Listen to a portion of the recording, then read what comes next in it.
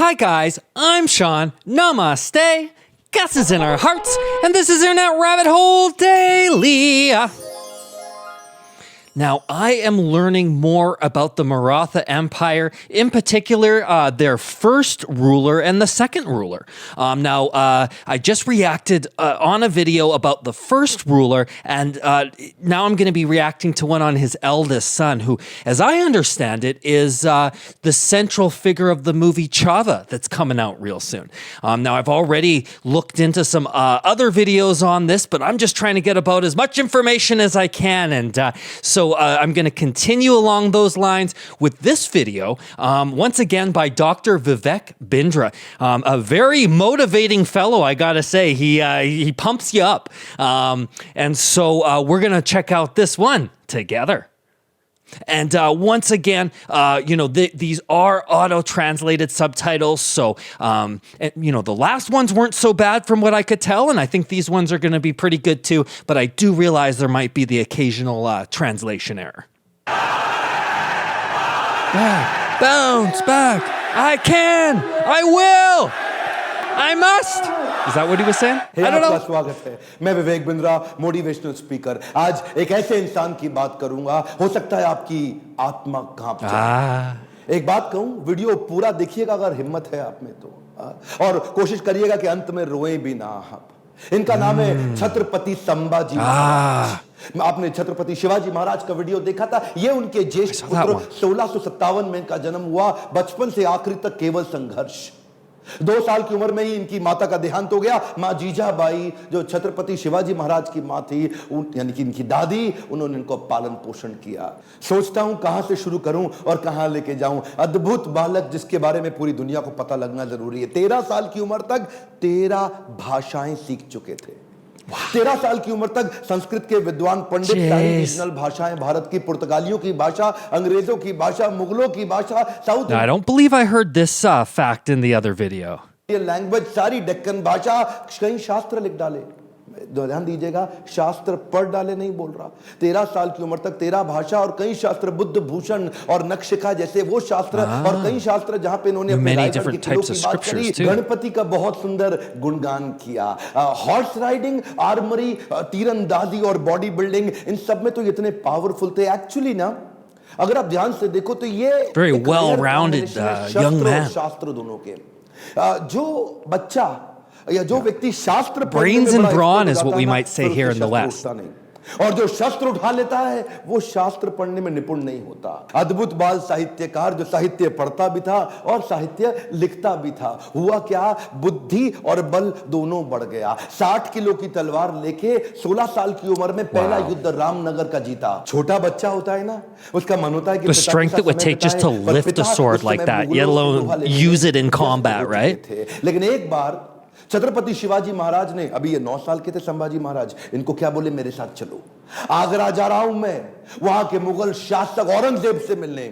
और घोड़े में बिठा के 1250 किलोमीटर, ध्यान दीजिएगा, घोड़े में 1250 किलोमीटर 9 साल का बच्चा पिता के साथ पीछे बैठ करके पहुंच गया आगरा। आगरा में क्या हुआ ये देख के हैरान हो गया, छोटा सा बच्चा। वहां मुगल सल्तनत के राजा उस समय जहापना क्या किया, इनकी पहले तो बेइज्जती करी, उसके बाद इनको कारागृह में बंदी बना लिया। ये बच्चा घबराता नहीं था, ये करेज इतना था कि वहीं बैठ के सोचने लगा, used his brain to get out of there. पहले तो पिता को बाहर निकाला, कुछ दिनों के बाद खुद भी वहां से गायब हो गया, रायगढ़ पहुंच गया। 10 साल की उम्र में इसको महाराज ऑफ आमेर के पास भेज दिया गया कि कैसे पॉलिटिकल अलायंसेस को और समझ सकें। यही 2 इंसिडेंट इसके लिए बहुत हो गए थे कि कैसे ये समझे, और उसके बाद तैयारी करने लगा। हर सफल शासक के पास कोई ना कोई बुद्धिमान सलाहकार जरूर रहता है।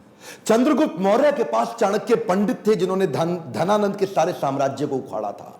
ठीक इसी प्रकार इन्होंने उज्जैन के कवि कलश, उनको अपना सलाहकार, एडवाइजर, फ्रेंड, फिलोसोफर, गाइड बनाया। Yeah, he surrounded himself by good people, great people, right? तैयार किया करते थे, इनकी सोचने की क्षमता, इनके बैरियर्स को खत्म करते थे। वो उनके ऐसे महान इंटेलिजेंट एडवाइजर थे जो हमेशा इनके, कवि कलश को ही हमेशा अपने साथ रखते थे। पिता भी युद्ध लड़ने में बिजी थे। इन्होंने 19 साल की उम्र से पिता के पीछे से अपने रायगढ़ के किले को संभालना शुरू कर दिया। 23 साल की उम्र में 1681 में पिता छत्रपति शिवाजी महाराज वीर मराठा उनका देहांत हुआ।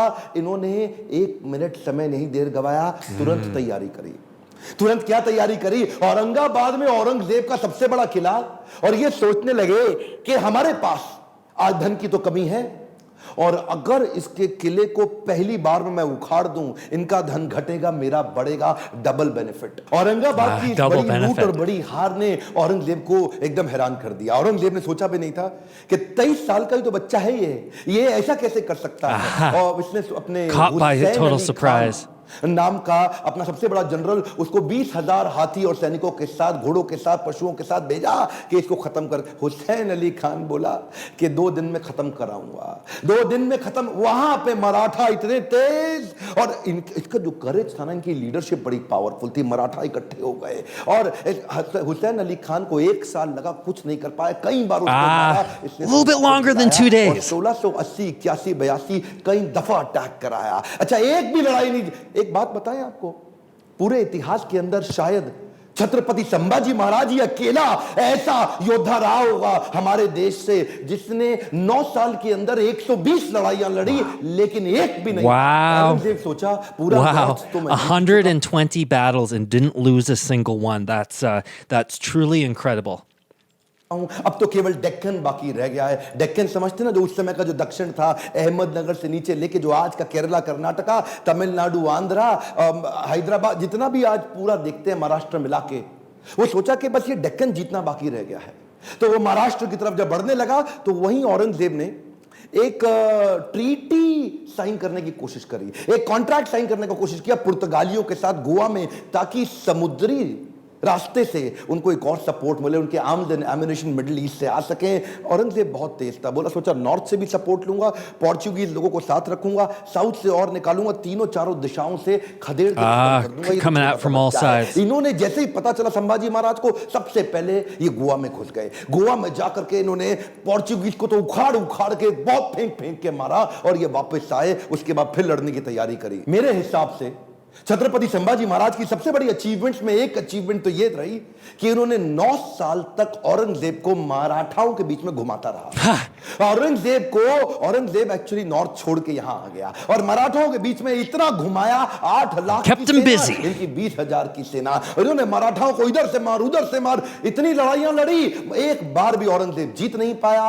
अच्छा हुआ ये क्योंकि इनको यहां बिजी रखा ना, जरा ध्यान दीजिएगा, तो उधर नॉर्थ में डेक्कन में बिजी रख करके, उधर नॉर्थ में पंजाब के अंदर, बुंदेलखंड के अंदर, राजस्थान के अंदर स्वदेशी सल्तनतें वापस तैयार होने लगी। उधर 9 साल का गैप मिल गया ना, तो 9 साल के अंदर स्वदेशी ताकतें फिर खड़े होने लगी। हमारे देश के हिंदू राजा वापस आए मुगलों से लड़ने के लिए। ये इसको गोल गोल घुमाते रहे, इतना गोल गोल घुमाया कि पूरे भारत को जीतने का गोल हाथ से छूट गया।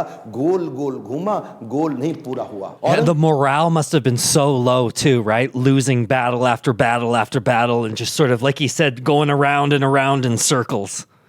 वो कहां रुकने वाला था, उसने नई तरकीबें लगानी शुरू कर दी। नीचे से सिद्दीस को साथ में लिया, मैसूर के राजा को अपने साथ में लाया, पुर्तगालियों को फिर ताकतवर बनाया, चारों तरफ से घेरने की कोशिश करी मराठाओं को। लेकिन ये उम्र से तो छोटे थे, लेकिन उम्र इनके लिए कोई बड़ी बात थी नहीं। ऐसे courageous, confident, powerful in decision making, leadership बड़ी अद्भुत, उम्र से काफी आगे चल रहे थे, इनोवेशंस बिल्ड करने शुरू कर दिए। क्योंकि धन पैसा कम था तो उन्होंने क्या किया, अपने और दर्जियों को इकट्ठा किया। उनको बोला आओ पेड़ से ना रबड़ का कपड़ा बनाओ निकाल करके, और लकड़ी की छालों को निकाल के तीर बनाओ, रबड़ के कपड़े को उसके आगे लपेट दो, एक तरफ तेल लगाओ दूसरी तरफ बारूद लगाओ। रबड़ का कपड़ा जल्दी जलता नहीं है, और तेल जला करके तीर को जैसे ही जाके निशाने पर टकराएगा, उसका जो गन पाउडर है, बारूद and it explodes because of the gunpowder. Innovations लेके आए। मैं बोल रहा हूं ना, बुद्धि से। I didn't even know they had arrows like that at those times, or in those times. मार खाते थे फिर खड़े हो जाते थे लड़ने को, हारते थे, मार खाते थे फिर खड़े हो जाते थे, और अकेले नहीं लड़ते थे, लोगों को साथ में लेके मराठाओं को घेरने में। ये चिक्कादेव राय नाम का एक राजा था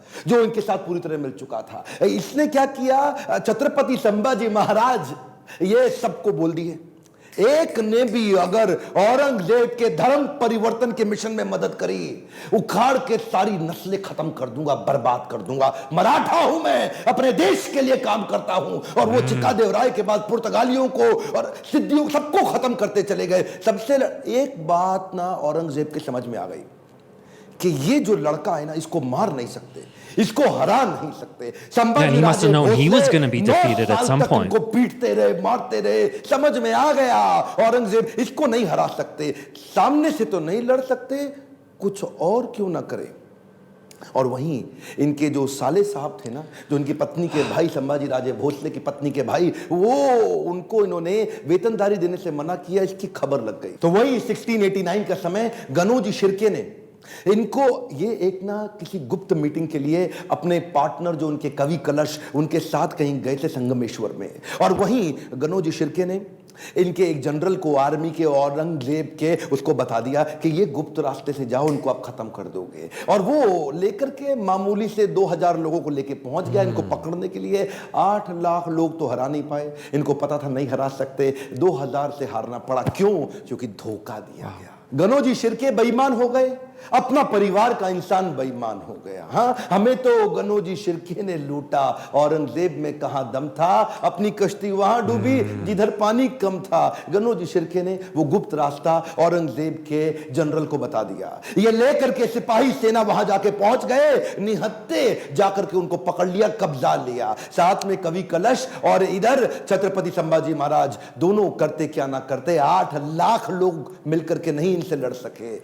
चोरी से इनको जाके पकड़ लिया। औरंगजेब अंदर तक खुन्नस खाया हुआ था संभाजी महाराज से। कवि कलश संभाजी महाराज को लेके ऊंट से उल्टा टांग दिया, उल्टा टांग के पूरे शहर में घुमाया, बहुत मारा पीटा, लोगों को बोला इन पे मूत्र दो, इनको मारो, पत्थर फेंको। उसके बाद बुला के बोला 3 प्रश्न, मराठा किंगडम मेरे हवाले कर दो, ट्रिब्यूटरी प्रिंस बना दूंगा, जो सोना गहना छुपाया चोरी किया है मुझको वापस कर दो, और किसने तुम्हारी मदद करी उसका नाम बताओ, तीसरा अपना धर्म परिवर्तन करो। ये 3 काम कर लो, आज ही जीवित बचोगे और मेरे साथ रहोगे, ताकतवर बना दूंगा तुमको। संभाजी महाराज और कवि कलश की आंखों में इतना सा भी डर नहीं था। उसको बोले कि मैं मराठाओं की जमीन तुम्हारे नाम नहीं करूंगा, अपने धर्म का बलिदान नहीं करूंगा, 1000 बार मारो, अगली बार फिर जन्म लूंगा, अपने ही धर्म में लूंगा। रुका नहीं औरंगजेब। इन दोनों ने अन्न जल का त्याग कर दिया और शरीर को लेकर सुन्न हो गए। वो उनके नाखून उखाड़ते चले गए, आंखों में मिर्चियां डालते चले गए। उसके बाद जलती सलाखें लेके आंखों में डालते वक्त फिर उसको भी डाल दिया। Totally inhumane. ये शांत खड़े रहे, पीड़ा बहुत हुई, लेकिन ये बोले हमको छोड़ दो, माफ कर दो। उंगलियां काटनी शुरू करी, पांव की काटी, पांव काटे, हाथ काट दिए, बालों को उखाड़ दिया, वो हाल किया। उसके बाद धीरे धीरे खाल उतारने लगे। हर बार पूछते थे 3 प्रश्न, अपना धन दे दो, जमीन दे दो, धर्म परिवर्तन कर लो। ये सुन्न खड़े रहे वहां पे। ये दर्दनाक सिलसिला 40 दिन तक चलता रहा। औरंगजेब रोज शाम को आके उनसे पूछता था, बता दो, बता दो। और आखिरी में बोला कि मैं तुम्हारे आगे हार मान गया, मेरी 4 संतानें, अगर मेरा एक भी बेटा तेरे जैसा होता ना संभाजी महाराज, पूरे देश को मुगल सल्तनत बना देता, इस देश को, भारतवर्ष को मुगल सल्तनत बना देता। तेरे आगे मैं हार मान गया, काट डालो उसका शरीर, काट डालो उसका शरीर। टुकड़े टुकड़े कर दिए उनके, वाघ नख लेके छोटे छोटे टुकड़े करके उनको बोला नदी के पास फेंक दो। समस्त मुगल राजाओं में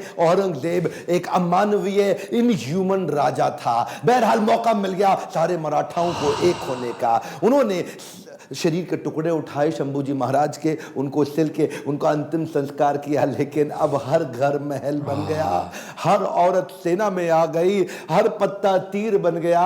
देश धर्म पर मिटने वाला शेर शिवा का छावा था, महापराक्रमी परम प्रतापी एक ही शंभू राजा था। सारी मराठा कम्युनिटी एक हो गई और उसके बाद दोबारा युद्ध छेड़ा गया, खत्म हो गया। दक्कन का सुल्तान बनने का उसका सपना कुछ ही साल के अंदर वहीं दक्कन की भूमि में मारा गया, वहीं खत्म हो गया। औरंगजेब देश को नहीं जीत पाया। गर्व है मुझे कि मैंने जन्म लिया ऐसे देश में जहां वीर मराठा संभाजी महाराज का जन्म हुआ, पर दुख है मुझे कि देश आज ऐसे वीरों को भूलता चला जा रहा है। How is this not in the history books, right? Or in everyone's history book, पता लगनी चाहिए। इस वीडियो को आग की तरह पूरे देश में फैला दो, बंद मत कर देना। इस वीडियो को शेयर किए बिना लाइक करिए। अगर आपको थोड़ा भी अच्छा लगा, guys better like and subscribe. और और किसका वीडियो आप देखना चाहते हैं। मेरे साथ जुड़े रहने के लिए चैनल को सब्सक्राइब करके हर बार इस तरह के वीडियोस देखने के लिए दिल से आप सब। Wow. Let's. Oh, actually, it's still going there. I always like to, finish the entire video here. And it looks like he's doing some really cool leadership programs. Geez, that one was tougher to watch. They had gone into some of those details in one of the other videos I saw, but they didn't quite go that far. Wow, literally tortured to death over, what did they say? They're like 40 days or something like that. For a man to have that resolve to stay strong, and it's like, I just can't imagine it, from myself, just the strength that it would take. Truly an exceptional ruler. Geez, in the comments on one of the other videos, folks were telling me that he met his end in a very horrific way, but I didn't quite realize how bad it was. But it sounds like what it did is it united the Maratha people, and it did not alter their resolve. If anything, it strengthened their resolve. As I understand it, the movie Chava is based on this, and I wonder, how far they're going to get into some of these more inhumane, gruesome elements of the history here. Gosh, but I feel like, once again, I'm just scratching the surface here. Maybe you guys have some other suggestions of some more longer form content that I could check out to get to know these first two Maratha rulers in an even better way.